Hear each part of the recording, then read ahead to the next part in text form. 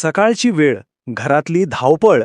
कल्पना करा, गजर वाजतोय, सगळीकडे घाईगडबड सुरू आहे आणि या सगळ्या गोंधळात एक प्रश्न जो रोज सकाळी विचारला जातो. तो प्रश्न म्हणजे, आई आज डब्यात काय आहे? हो, हाच तो प्रश्न. अगदी साधा वाटतो, पण याच एका प्रश्नामुळे कित्येकांची सकाळ तणावात सुरू होते. आता बघा, प्रश्न किती छोटा आहे नाही का? पण या छोट्या प्रश्नातच पालकांचा सगळ्यात मोठा स्ट्रेस लपलेला असतो. हे दडपण फक्त तेच समजू शकतात, कारण गोष्ट फक्त एका डब्याची नसते. तर आज आपण याच प्रश्नाच्या मुळाशी जाणार आहोत. डब्यात काय? हा प्रश्न इतका महत्वाचा का असतो? आपण नेहमी डबा बनवण्याच्या स्ट्रेसचा विचार करतो, पण जरा मुलांच्या बाजूने विचार करूया. जेव्हा सकाळी 11 वाजता शाळेत डबा उघडला जातो, तेव्हा त्या मुलाला काय वाटत असेल? चेहऱ्यावर उत्सुकता असते की निराशा? काही मुलं तर इतक्या उत्साहाने खातात, पण काही जण आपला डबा तसाच बाजूला ठेवतात आणि दुसऱ्यांच्या डब्यात काय आहे हे बघत बसतात.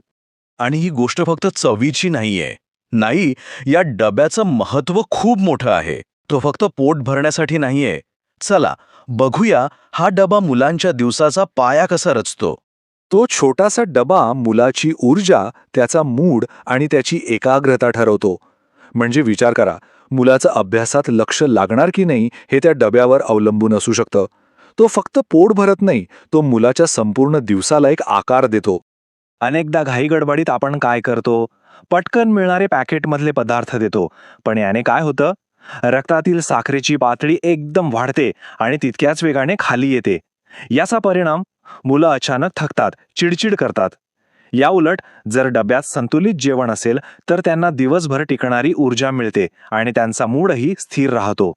यामागचं विज्ञान खूप सोपं आहे बघा. मुलांच्या वाढत्या वयात शिकण्यासाठी मेंदूला ग्लुकोज लागतंच.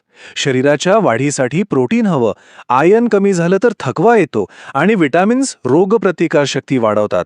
म्हणून हे लक्षात ठेवणं महत्त्वाचं आहे की हा डबा म्हणजे फक्त जेवण नाही, ते शरीर आणि मेंदू या दोघांसाठीही एक महत्त्वाचं इंधन आहे.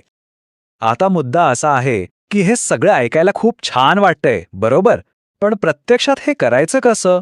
उत्तर सोपं आहे, एका सिस्टमने. चला तर मग याच ताण कमी करणाऱ्या सिस्टमबद्दल बोलूया. पण सकाळी 6 ते 8च्या घाईत वेळ कोणाला आहे, हाच प्रश्न मनात आला असेल, नाही का? रोजच्या धावपळीत हे सगळं अशक्यच वाटतं. पण थांबा, यावर एक खूप सोपा उपाय आहे. सिस्टम म्हणजे काहीतरी खूप अवघड, किचकट गोष्ट नाहीये.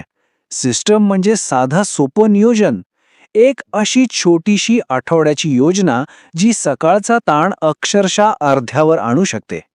हे किती सोपं आहे बघा. फक्त 3 स्टेप्स आहेत. पहिली, रविवारी फक्त अर्धा तास काढा आणि पूर्ण आठवड्याचा मेनू ठरवून टाका. दुसरी, थोडी पूर्वतयारी करा, म्हणजे भाज्या चिरून ठेवणं, कडधान्य भिजत घालणं. आणि तिसरी स्टेप, काहीच नाही, आरामात शांततेत सकाळचा आनंद घ्या. बघा किती फरक पडतो ते.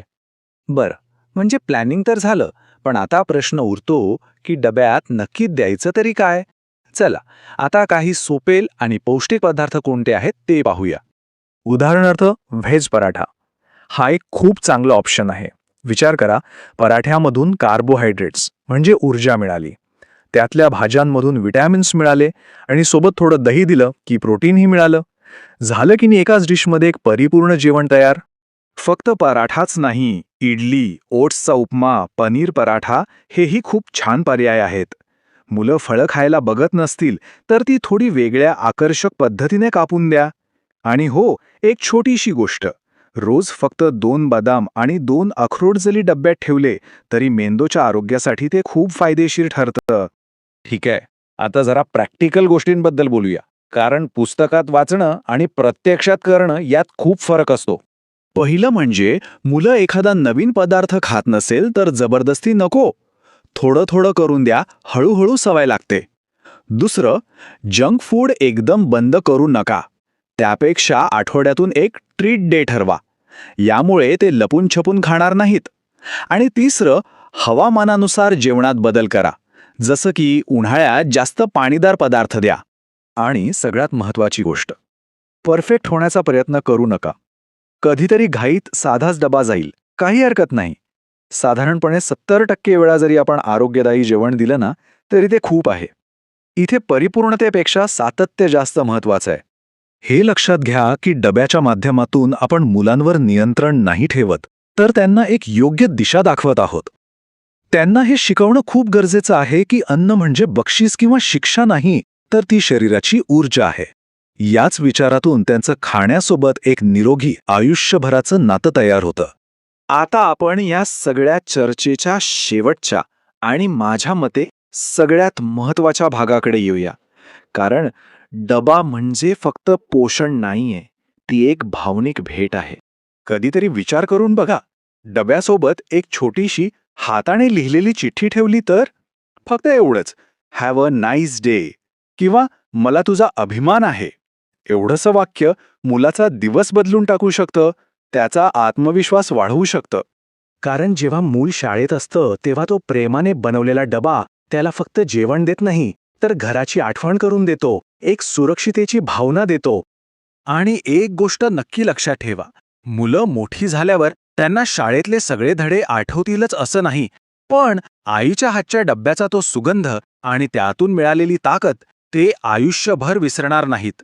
तर मग स्वतःला एक प्रश्न विचारायला हवा, मुलाच्या भविष्यासाठी आज मी कोणता एक छोटासा बदल करू शकेन? तो बदल कदाचित डब्यात 2 बदाम जास्त ठेवण्याचा असेल किंवा फळाचा एखादा तुकडा ठेवण्याचा असेल. बदल छोटा असेल, पण लक्षात ठेवा, ह्याच छोट्या बदलांमधून मुलांचं एक मोठं आणि निरोगी भविष्य घडत असतं.